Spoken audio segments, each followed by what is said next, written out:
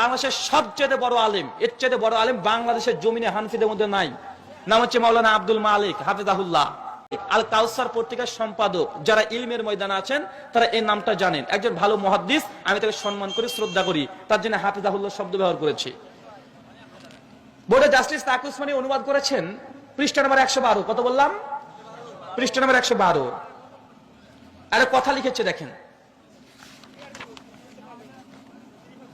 আশ্মিক ভাবে যদি এমন কোন হাদিস নজরে পড়ে যায় যা বাহ্যিক তার ইমামের মতের পরিপন্থী, তবুও তার কর্তব্য হলো সেই ইমাম মুজতাহিদের মতের অনুসরণ করা। কথা বোঝাতে পারিনি, ভালো করে শুনেন কি বলছেন লেখক। বলছে আশ্মিক ভাবে যদি এমন কোন হাদিস নজরে পড়ে যা বাহ্যিক ভাবে তার ইমামের মতের পরিপন্থী, তবুও একজন ব্যক্তির কর্তব্য হলো হাদিস ছেড়ে দিয়ে ইমাম আবু হানিফার কথাকে প্রাধান্য দেওয়া। বলে নাউজুবিল্লাহ মিন জালিক। বলছে একটা হাদিস পড়ছেন, হাদিস পড়তে পড়তে দেখছেন হাদিস তো আমাদের হানাফি মাযহাবের বিরুদ্ধে, লেখক বলছে তখন করতে হবে কি? হাদিস মানা যাবে না, ইমাম আবু হানিফাকে প্রাধান্য দিতে হবে, মানে তার ফতোয়া মানতে হবে। যা আল হক বের করেন, কিছু বই দেখিয়ে দিই আপনাদেরকে যে এরা মূলত হাদিস তারা মানতে চায় না। বের করেন সবগুলো।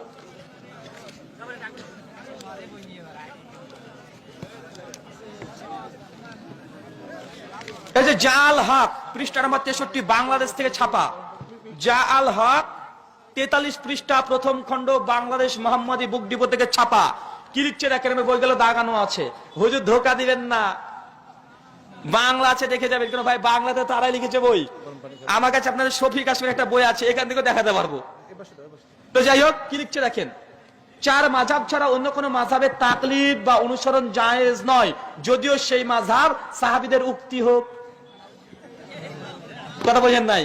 উনারা আলোচনা করেছেন যে আলাহের বক্তারা বলেছে আবু বকর মতো নামাজ পড়লে নামাজ হবে না। খুব লাফিয়েছে বেটা। বেটা কি লিখেছে?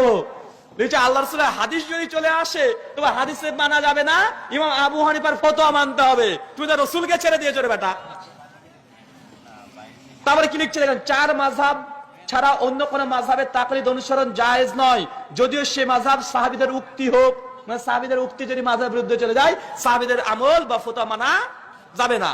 এরপরে কি বলছে দেখেন, সহিহ হাদিস হোক, যায়েব না, সহিহ হাদিস যদি মাযহাবের বিরুদ্ধে চলে আসে তো হাদিস মানা যাবে না।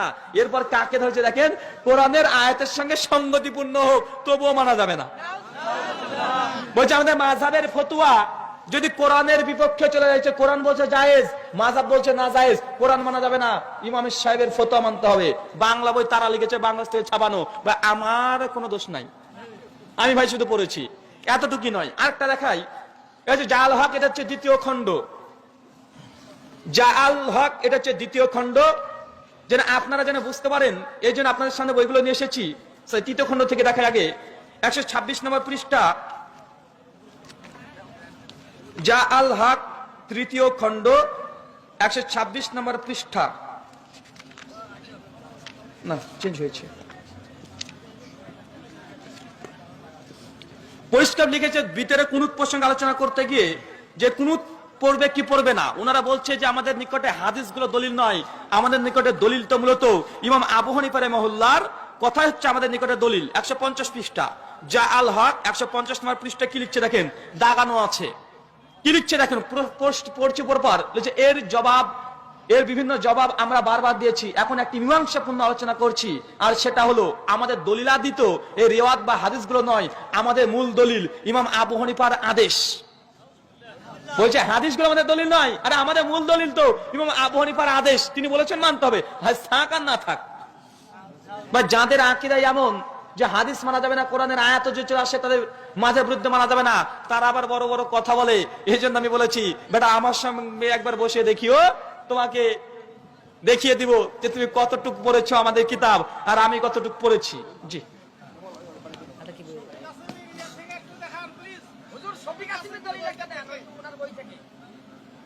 জি, ওই যে মোলাদাতের ব্যাপারে যে বাবার ইস্তিসকা নিয়ে আসছে, ইস্তিসকা। ও আচ্ছা আচ্ছা, উনার বই থেকে, উনার বইটা পৃষ্ঠা পৃষ্ঠায় ভুল করেছে। উনার বই থেকে ইমাম শাফিঈকে ইমাম আহমেদ বিন হাম্বলকে কাফের ফতোয়া দিয়েছে। এই বইটার 22 নম্বর পৃষ্ঠা। আজকে আমি পেয়েছি বইটা, আমাকে দিল ভাইরা, একবার সেটা এক ঝলক দেখেছি, আধা ঘন্টাতে গোটা বইটা মুখস্থ হয়ে গেছে আলহামদুলিল্লাহ। যে বই 22 নম্বর পৃষ্ঠাতে লিখেছেন যে ইমাম মেয়ের পেছনে মুক্তাদি পড়া প্রসঙ্গে লিখেছে, কেউ যদি ইমামের পেছনে মুক্তাদি রাজু সূরা ফাতিহা পড়ে মুখে আগুন ভরে দিতে হবে। কি করতে হবে ভাই? আগুন ভরে দিতে হবে। তো আমরা বলবো হুজুর আগে ইমাম আহমেদ বিন হাম্বলের মুখে আগুন পুড়ে আসেন কেন? কারণ তিনি বলেছেন ইমাম পেছনে মুক্তাদি ফাতিহা পড়বে। বা হাম্বলি মাযহাবের মানুষরা ইমাম পেছনে ফাতিহা পড়ে কি পড়ে না? শাফিঈরা পড়ে কি পড়ে না? তো হুজুর লিখেছে কি যে ইমাম পেছনে সূরা ফাতিহা পড়লে কি করতে হবে? মুখে নাকি আগুন পুড়ে দিতে হবে। ভাই তার মানে কার ফতোয়া কাকে দিয়েছে? এই ফতোয়া আমাদের জন্য না শাফিঈ আর হাম্বলিদের জন্য? বলেন, শাফিঈ হাম্বলিদের মুখে আগুন পুড়তে হবে কি হবে না? তো আমরা যখন সূরা ফাতিহা মুসলিমে পড়ি, শাফিঈ হাম্বলি তারাও তো পড়ে, তো তাদের মুখে আগে আগুন আগে পুড়েন।